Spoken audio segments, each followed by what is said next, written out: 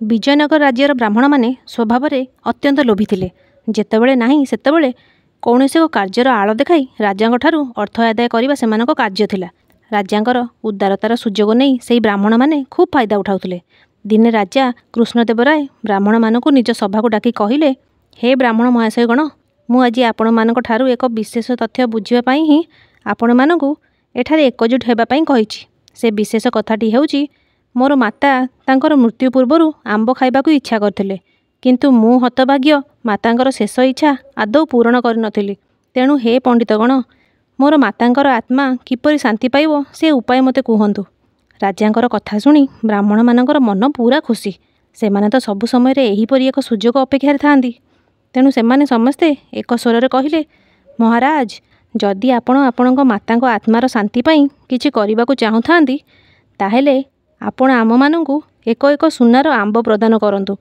काहेकि ना कथारे परा अछि, स्वर्गत आत्मा को जहा दान करिबा कथा ताहा ब्राह्मण मानकु दान कले ही मृत व्यक्तिर आत्मा शांति पाई थाए। ब्राह्मण मानकर एपरी कथा राजांग मनकु बेस पाइला। राजा भी संगे संगे 108टी सुनार आंब आनी से ब्राह्मण मानकु दान कले। तापरे से ब्राह्मण माने सुनार आंब नहीं मन खुशी निज निज घर को फेरिले। किंतु से ब्राह्मण मानकर एपरी कार्यकलाप तेनाली रामांगु आदौ भल लागु न थाए। तेणु से किपरि ब्राह्मण मानक उपर प्रतिशोध नेबे केवल सेही कथा ही चिंता करथांती। किछि दिन परे तेनाली रामांक मातांकर मध्य मृत्यु हैला।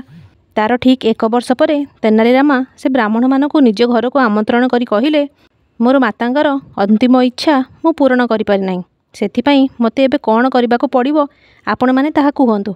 भल खाइबा पीबा ओ किछि पाइबा आशारे से 108 ब्राह्मण जाई तेनाली रामांक घरे पहुँचिले। आसन ग्रहण करने मात्रके तेनाली रामा तांको घरर समस्त कबाट बंद करदेले और निज चाकर को कहिले, केते गुड़िए लुहा छड़ गरम करि आण एवं सेही लुहा छड़ को एही ब्राह्मण मानक शरीर रे चेंक दियो। चाकरटी मध्य संगे संगे ताहा कला। लुहा चेंक खाई से ब्राह्मण माने खाली चित्कार कले। शेषरे एही कथा राजांक कान को गला। तेणु राजा से तेनाली रामा को दरबार को डाकिले। तापरे तेनाली रामा राजा को कहिले, महाराज, आपण आपणक मातांकर शेष इच्छा पूर्ण करने को जाई सुनार आंब दान करते। ठीक सेहीपरि मो मातांकर भी शेष इच्छा थिला जे तांको शरीरर दरज जगार गरम चेंक नेबापाई। जदि ब्राह्मण मानक द्वारा मृत व्यक्तिर शेष इच्छा सब पूर्ण करा जाउथाए ताहेले मु मध्य मोर मातांकर शेष इच्छा एही उपाय पूर्ण कली। एथिरे आउ मोर भूल रहिला बा कोउठी? तेनाली रामांक कथा सुनी तांकर बुद्धि को महाराज प्रशंसा न करी आउ रही पारले नाही। आ ब्राह्मण मानक मध्य उचित शिक्षा मिलला।